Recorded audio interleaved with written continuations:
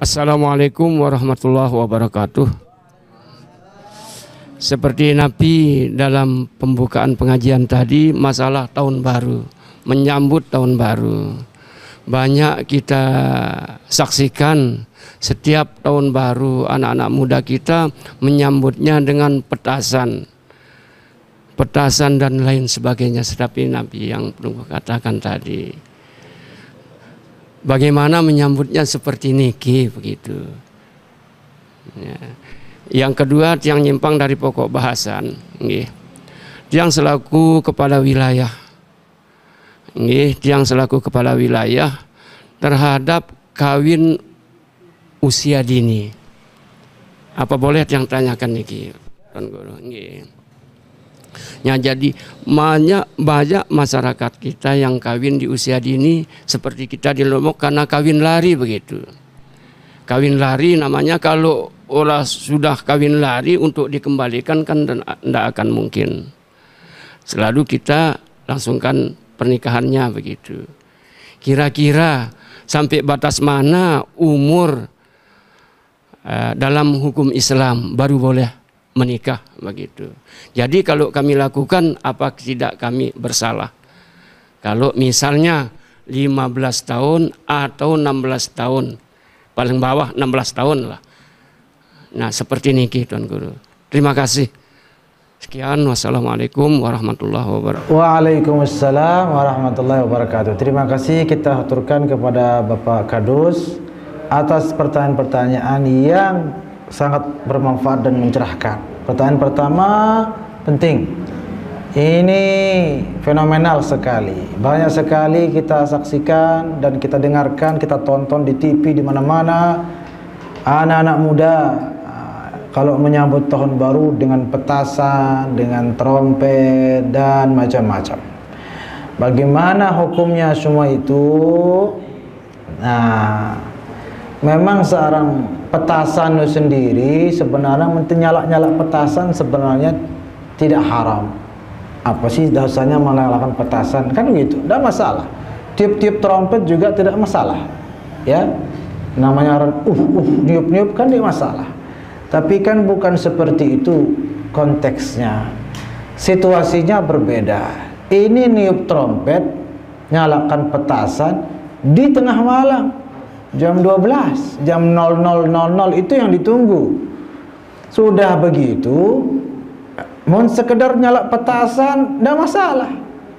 Tiup trompet tidak masalah. Tapi bukan diniup trompet dan bakar petasannya. Tapi di mana masalahnya? Kumpul nama, padahal bukan mahram, di tempat yang gelap, di tengah malam, dan mengganggu orang-orang tua yang sedang istirahat. Maka dalam hadis Nabi Rasulullah SAW bersabda, la dharara wa la dirar. Tidak boleh memudaratkan diri sendiri dan tidak boleh juga memudaratkan orang lain. Memudaratkan diri sendiri bagaimana? Akhlaknya rusak. Betul apa tidak? Memudaratkan diri sendiri di dunia dan di akhirat. Kalau banyak dosa, apalagi dosa besar, tengah malam macam-macam sama berbagai orang campur baur minum maman di kerban, maka akan memudaratkan bagi diri sendiri di akhirat nanti. Alhamdulillah nih, mengganggu orang lain juga. Mengganggu orang lain ini, orang istirahat terganggu. Jadi bangun orang tua. Dia masih jantungan. Yang penyakit jantung bisa almarhum dia langsung gara-gara anak-anak bayar petasan. Selain itu mengganggu akhlak orang lain. Anak-anak yang sudah pacu menghafal Quran, pacu ngaji, dilihat seperti itu, melihat dia minum-minuman, rusak akhlaknya. Maka itu sangat-sangat tidak dianjurkan. Karena itu marilah kita sambut dengan cara-cara yang baik. Kita tahajud jam-jam 12 itu jam-jam di mana doa dikabulkan oleh Allah Subhanahu wa Ta'ala. Lebih baik kita bangunkan keluarga, ayo kita tahajud, ayo kita mohon kepada Allah supaya tahun 2022 ini kita murah rezeki, kan? kita diberikan kemudahan, kita dapat bangun rumah, kita dapat beli mobil baru, kan seperti itu lebih luar biasa dan lebih mulia di sisi Allah Subhanahu wa taala. Jelas apa Ibu geng? Jadi anak-anak muda, malam tahun baru ya, hindari hal-hal yang kira-kira memudaratkan diri sendiri dan memudaratkan orang lain. Adapun pertanyaan kedua, tadi apa pertanyaan kedua? Bagaimana tentang nikah anak usia dini? Tutup telinga dulu biar ini, ya, tutup telinga. Nikah anak usia dini. Sudah kita baca hadisnya tadi, tidak boleh memudaratkan diri sendiri dan tidak boleh memudaratkan orang lain. Seorang kanak Bapak Ibu, yang namanya kanak, coba sudah tua ini, sakit apa tidak sakit ibu-ibu? Hah? Sakit apa tidak sakit? Jujur wala, sakit. Sakit apa? Selaput sakit wandi. Ya. Hamil, sakit apa tidak sakit? Sakit. Melahirkan, sakit apa tidak sakit? Sakit. Mengeluarkan anak, sakit apa tidak sakit?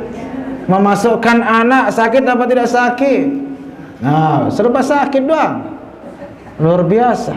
Apalagi semamakda, dini sabaran dengan luar biasa penyakit itu. Itu sudah dewasa, apalagi anak-anak. Iyalah, kita sakit terus nanti bisa trauma dia, bisa rusak, cedera psikologinya. Kenapa? Karena sakit luar biasa. Belum siap zahir dan batin. Belum siap secara mental, belum siap juga secara fisik. Makanya banyak sekali laporan dari rumah sakit, dari kedokteran, dari dokter-dokter, dari ahli psikologi juga, bahwa nikah anak usia dini itu besar mudaratnya bagi anak-anak, besar mudaratnya bagi masa depannya, semuanya. Jadi mudarat luar biasa. Maka apapun yang bermudarat, maka sebaiknya dihindari kalau kita betul-betul taat dan cinta kepada baginda Rasulullah sallallahu alaihi wasallam. Kalau ada yang bilang kan Siti Aisyah nikah, nah lain itu Siti Aisyah.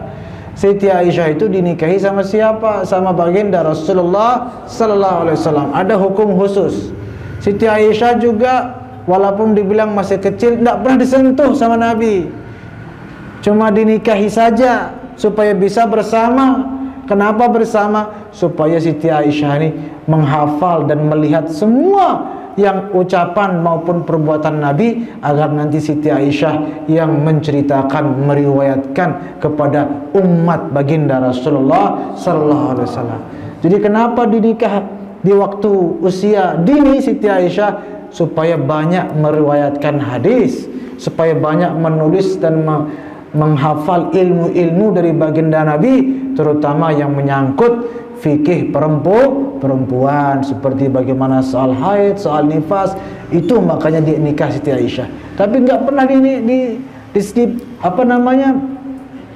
enggak pernah. Nunggu dewasa baru baginda Nabi sallallahu alaihi wasallam menggauli beliau. Kalau sekarang nikah mau usia dini, masa mau, enggak mungkin. Ya, nah maka dihindari karena ada mudaratnya. Kedung, ya innalillahi wa inna ilaihi rajiun. Kita kembalikan, serahkan kepada Allah subhanahu wa ta'ala. Yang pun jaga anak-anaknya Bapak Ibu nggih. Berikan pendidikan yang bagus, berikan semangat dan jadikan anak-anak kita itu cinta kepada ilmu pengetahuan, kepada pendidikan di sekolahnya. Jadikan dia bercita-cita yang tinggi supaya menjadi orang yang sangat berguna kelak bagi masyarakat Nusa dan bangsa. Amin ya Allah ya Rabbal alamin.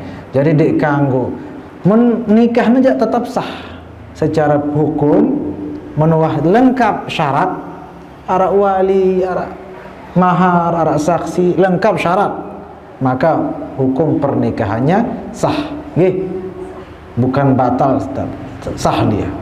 Karena masalah usia memang dalam Islam tidak diatur berapa umur boleh menikah, tidak ada aturan.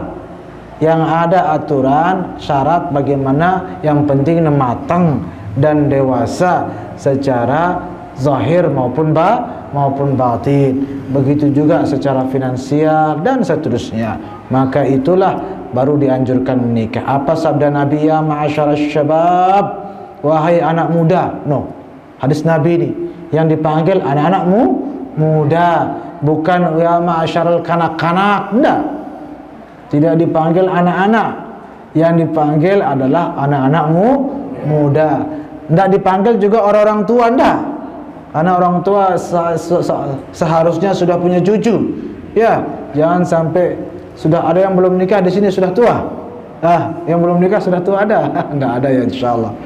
Nah, anak-anak muda yang sudah, apa kata Nabi? Idza istata'tumul man istata'a minkumul ba'ah. No.